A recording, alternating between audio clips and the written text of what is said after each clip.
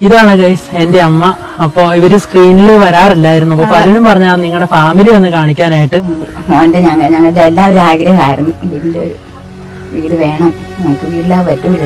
മന്തി തീറ്റിയും അതേപോലെ തന്നെ train travel എല്ലാം ഇതിലൂടെ നടക്കുന്ന ഒരു കാര്യമാണ്. അതിനപ്പുറത്തേക്ക് ഇവർ ഇവിടെ വന്ന് നിന്നുകൊണ്ട് പാട് ദുരിതം പറഞ്ഞ് ബുദ്ധിമുട്ട് പറഞ്ഞ് അതിന് മറ്റുള്ളവരുടെ ഇടയിലേക്ക് അല്ലെങ്കിൽ മറ്റുള്ളവർ അതിനെ സഹതാപമായിട്ട് മാറ്റിക്കൊണ്ടില്ല. 2025 തുടങ്ങി അന്നു മുതൽ ഈ ഒരു സമയം വരെ ഇന്ന് വരെ നമ്മൾ കേട്ടുകൊണ്ടിരിക്കുന്നത് ഭയങ്കരമായിട്ടുള്ള ക്രൂരകൃത്യങ്ങളുടെ ഒരു പരമ്പര തന്നെയാണല്ലേ. അപ്പൊ അങ്ങനെ ഇരിക്കുന്ന സിറ്റുവേഷനിൽ നമുക്കെല്ലാം അതായത് ഒന്ന് മാറി ഇതിൽ നിന്നെല്ലാം മാറി നമ്മുടെ മനസ്സൊക്കെ ഒന്ന് കുളിർമ നൽകുന്ന രീതിയിൽ നമ്മുടെ എല്ലാം ഒന്ന് മാറി ചിന്തിപ്പിക്കുന്ന രീതിയിൽ ഭയങ്കരമായിട്ട് നമ്മുടെ മനസ്സ് ഓക്കെ ആക്കുന്ന രീതിയിലുള്ള ഒരു വീഡിയോസും കാര്യങ്ങളും അതായത് ഇൻസ്റ്റാഗ്രാമിൽ കാണാനിടയായി. നമ്മുടെ വെറൈറ്റി മീഡിയ ആണ് അവരുടെ ഇന്റർവ്യൂസും കാര്യങ്ങളും ഒക്കെ ഈ അടുത്തായിട്ട് എടുത്തത്. ആ ഇന്റർവ്യൂസിനോട് കൂടിയിട്ട് അവർ ഭയങ്കരമായിട്ട് വൈറലാവുകയും ചെയ്തു. അതിനുശേഷം അവരിപ്പം ഭയങ്കരമായിട്ട് എയർലുമാണ്. നമുക്കറിയാലോ മലയാളികളുടെ സ്വഭാവം അല്ലെങ്കിൽ നമ്മുടെ പ്രേക്ഷകരുടെ സ്വഭാവം. നമ്മളെ ഭയങ്കര വാനോളം ഉയർത്തിക്കൊണ്ടുപോയിട്ട് താഴെ ഇടുന്ന സ്വഭാവം നമ്മൾ കാണുന്നതാണ്. അതുകൊണ്ട് തന്നെ അതുമായി ബന്ധപ്പെട്ടിട്ട് ഞാൻ ആരെ കുറിച്ചാണ് പറഞ്ഞു വരുന്നതെന്ന് വെച്ചാൽ നമ്മുടെ അഭിലാഷ് പ്ലാവടിയിൽ എന്ന് പറയുന്ന ചാനലിലുള്ള ഏട്ടനും അനിയനും കൂടിയിട്ട് ചെയ്യുന്ന കനാലിൽ വെച്ച് ബന്ന് കഴിക്കണതും കനാലിൽ വെച്ച് ഫുഡ് കഴിക്കണം അങ്ങനെയുള്ള വീഡിയോസും കാര്യങ്ങളൊക്കെ ചെയ്യുന്ന ആൾക്കാരെ പറ്റിയിട്ടാണ്. അപ്പം ഇവരിപ്പോ നിൽക്കുന്ന സിറ്റുവേഷൻ എന്ന് പറഞ്ഞാല് കുറച്ച് ദിവസങ്ങൾക്ക് മുൻപ് വരെ ഇവർ നിന്നത് ഭയങ്കര ഹൈപ്പിലും എല്ലാവരും ഭയങ്കര എന്താ പറയുക എല്ലാവർക്കും ഭയങ്കര സ്നേഹവും കാര്യങ്ങളൊക്കെ ആയിട്ടാണ്. പക്ഷെ കുറച്ച് ദിവസങ്ങൾക്ക് കുറെ ഫോളോവേഴ്സും കാര്യങ്ങളൊക്കെ കയറി ഒരു 7 ദിവസത്തിനുള്ളിൽ തന്നെ ഇവർക്ക് എന്താ പറയാ 4 ലക്ഷം കാര്യങ്ങളൊക്കെ ആയി ഫോളോവേഴ്സ്. അപ്പൊ അത്രയും റീച്ചിലേക്ക് അവരെത്തി. പക്ഷെ റീച്ച് കൂടുന്തോറും ഇവരുടെ നെഗറ്റീവ്സും കൂടി വരികയാണ്. അപ്പൊ അങ്ങോട്ടേക്കെല്ലാം നമുക്ക് എത്താം. അതിനു മുൻപ് നമുക്ക് ഇവരുടെ തുടക്കം അതായത് ഇവര് എങ്ങനെയുള്ള വീഡിയോസ് ചെയ്തിട്ടാണ് ഇതിന്റെ തുടക്കം എങ്ങനെയാണെന്നൊക്കെ നമുക്ക് നോക്കാം. അപ്പം ഇവരുടെ കുറച്ച് വീഡിയോസ് നമുക്കൊന്ന് കാണാം.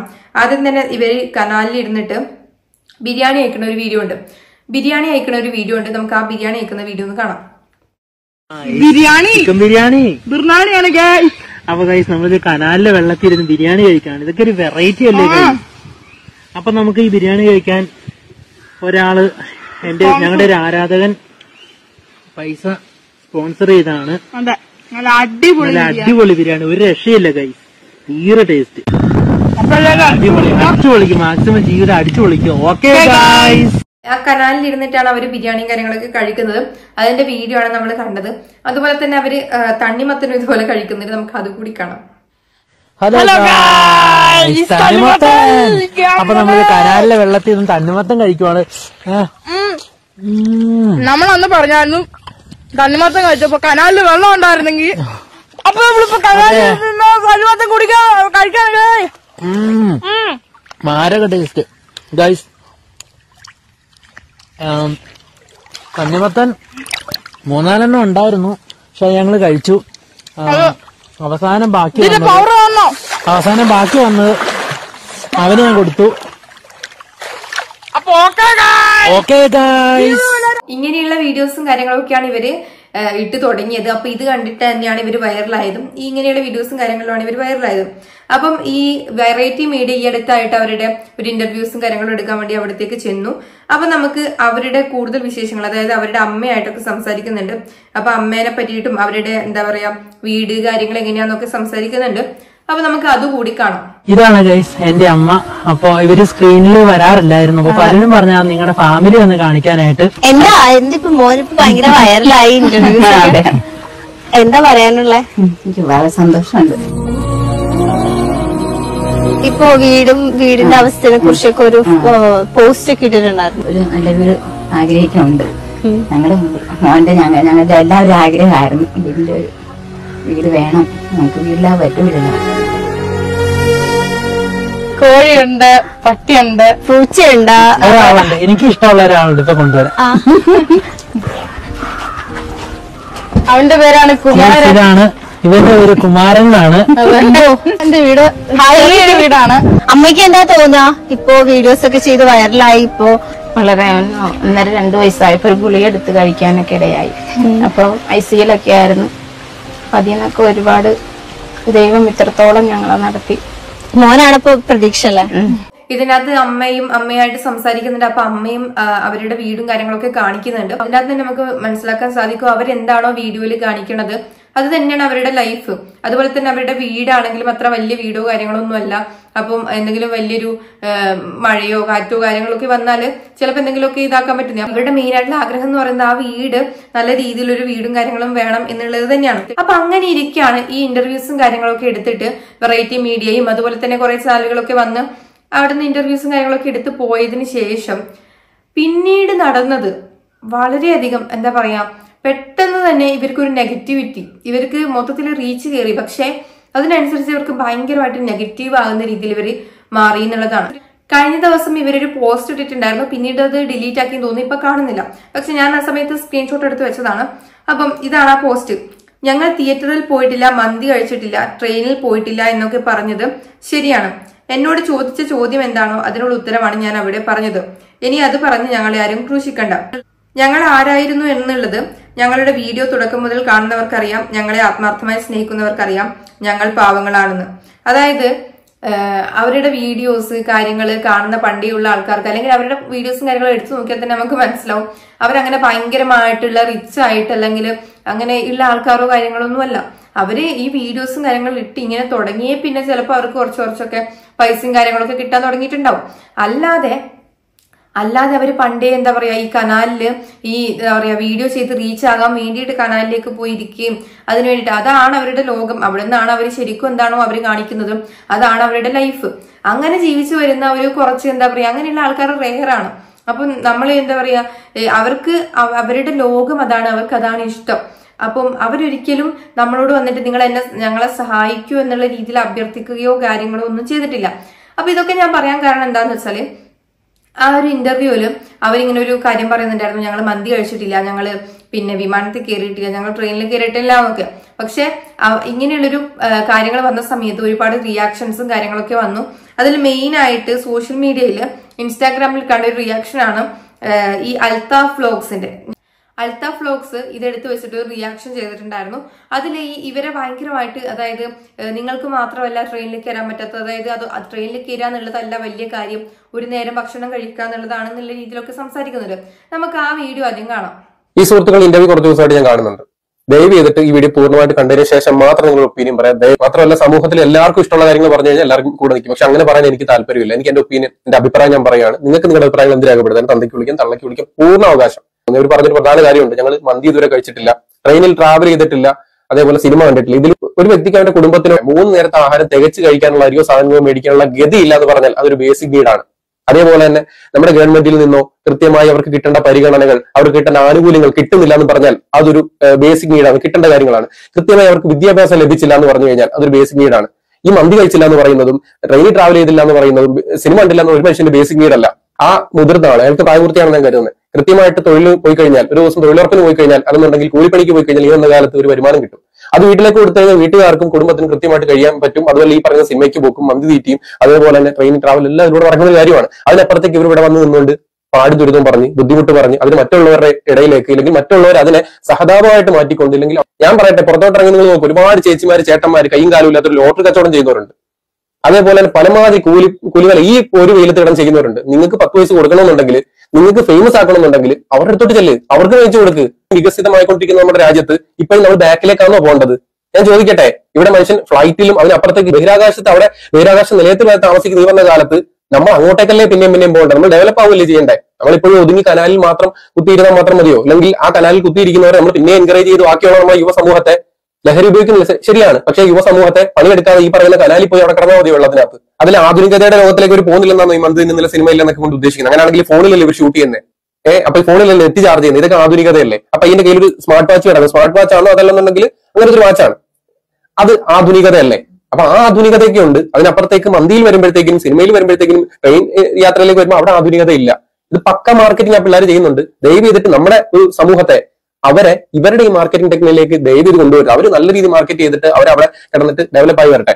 കാര്യം എന്ന് പറഞ്ഞാൽ നിങ്ങൾ ഈ പറയുന്ന പോയിന്റ് എഴുതി കുത്തി വെച്ചോ, നിങ്ങളിപ്പോ അവരെ പൊക്കുന്നുണ്ടല്ലോ, പുകഴ്ത്തുന്നുണ്ടല്ലോ. അവർ സാധുക്കളാണ്, പാവങ്ങളാന്ന് പറഞ്ഞാൽ അവർ പൊക്കുന്ന ഒരു നാളെ അവർ വീട് വെക്കും, നല്ല വീട് വെക്കും, നല്ല വാഹനങ്ങൾ മേടിക്കും. ഈ പറഞ്ഞവരെല്ലാം തന്നെ അവർ അഹങ്കാരികളെന്നും അവൻ വന്ന വഴി മറന്നവരെന്നും പറഞ്ഞ് നിങ്ങൾ എല്ലാവരും അവരെ ചവിട്ടി തേക്കുന്ന ഒരു ദിവസം ഒരു ഉറപ്പാണ്. പിന്നെ 2 സഹോദരങ്ങൾ യാത്ര ചെയ്യുന്നവരായിരുന്നു. പാടും ദുരിതമൊക്കെ പറഞ്ഞു വന്ന് അവർ ബുദ്ധിമുട്ടിൽ നിന്ന് കയറി വന്നുള്ള വീടും കാര്യങ്ങളും ഒക്കെ വെച്ച് അവർ ലെവലായി കഴിഞ്ഞപ്പോഴത്തേക്കും പാടെ ആക്ഷേപവും അധിക്ഷേപവും പറഞ്ഞ് അവരെ നശിപ്പിക്കുന്ന ഒരു പ്രവണത നമ്മൾ കണ്ടതാ. അതുപോലെ ഈ സുഹൃത്തുക്കളെ ദൈവം നശിപ്പിക്കരുത്. അവർ കനാലിൽ ജീവിച്ചു പോട്ടെ, അവരെ അവരുടെ വഴിക്ക് വിടും. ഇളയ പയ്യൻ പഠിക്കുന്നതായിരിക്കും, അതിന് വലിയ പെയിം കൊടുത്തിട്ട് ആ പഠിത്തം നിർത്തി കനാലിൽ തന്നെ കിടത്തി കളയുകയും ചെയ്യരുത്. അതും എനിക്കൊരു റിക്വസ്റ്റ് ആണ്.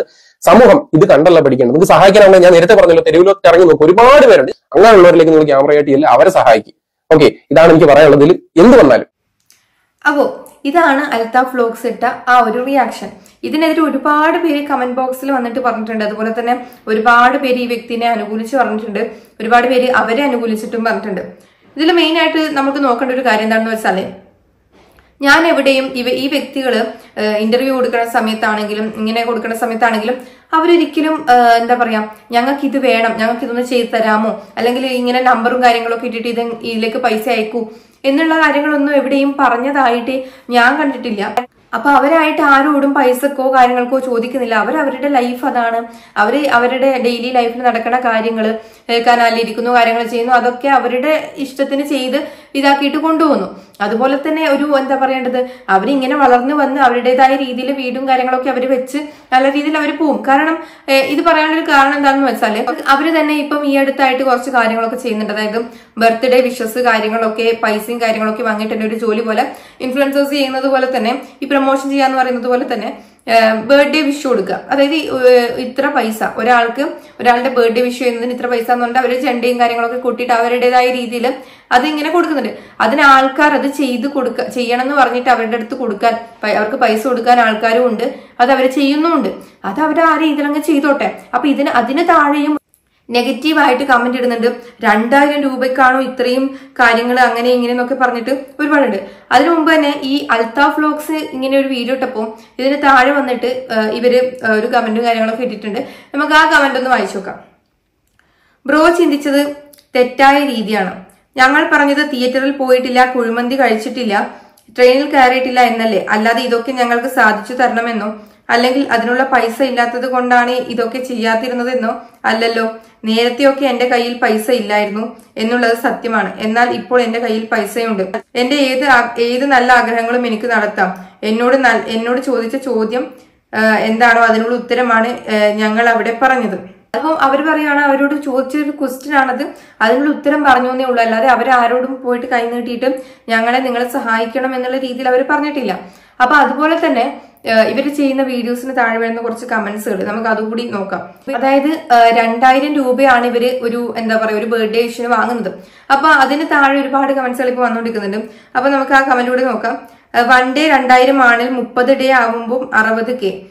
എന്നിട്ട് ഇവർ തിയേറ്റർ കണ്ടിട്ടില്ല, മന്തി തിന്നിട്ടില്ല, ട്രെയിനിൽ കയറിയിട്ടില്ല, എന്നെ തെറി വിളിക്കാൻ കുറെ എണ്ണം ഇപ്പൊ വരും, സഹതാപം കാണിച്ച് കുറെ ഉണ്ടാക്കുന്നുണ്ട്, കോമാളിക്കളി അലിൻജോസ് കാണിക്കുമ്പോ തെറി വിളിക്കാൻ കുറെ മലയാളികളാണ് ഇവരെ സപ്പോർട്ട് ചെയ്യുന്നത്, അധികം വൈകാതെ ഇവരെ എയറിൽ കയറ്റും. അതായത് അധികം വൈകാതെ എയറിൽ കയറ്റും എന്നല്ല, ഓൾറെഡി ഇവര് എയറിൽ തന്നെയാണ് ഉള്ളത്. കാരണം ഈ ഒരു വിഷയം കഴിഞ്ഞേ പിന്നെ ഈ ഒരു അവരുടെ രീതിയിൽ പോവായിരുന്നു. അത് കഴിഞ്ഞ് ഇന്റർവ്യൂസും കാര്യങ്ങളൊക്കെ വന്ന് കുറച്ചും കൂടി റീച്ചും കാര്യങ്ങളും എത്തിയ പിന്നെ അവരുടെ ഈ എന്താ പറയാ ബർത്ത്ഡേ വിഷ് കാര്യങ്ങളൊക്കെ എല്ലാം ഇതായി വരുന്ന സമയത്ത് തന്നെ അടിയിൽ മൊത്തം നെഗറ്റീവ് കമന്റ്സ് ആണ് കൂടുതലും വരുന്നത്. അപ്പൊ അവര് അതിന് താഴെ പോയിട്ട് കമന്റ് സെയിം കമന്റ് ആണ് ഇട്ടേക്കുന്നത്.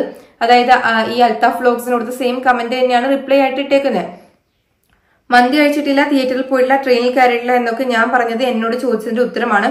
ഞാൻ പറഞ്ഞത് അല്ലാതെ ഇതൊന്നും ചെയ്യാൻ പൈസ ഇല്ല എന്ന് പറഞ്ഞില്ല. അതായത് അവരുടെ കയ്യിൽ ഇപ്പൊ അത്യാവശ്യത്തിന് പൈസയും കാര്യങ്ങളൊക്കെ വന്നു തുടങ്ങി.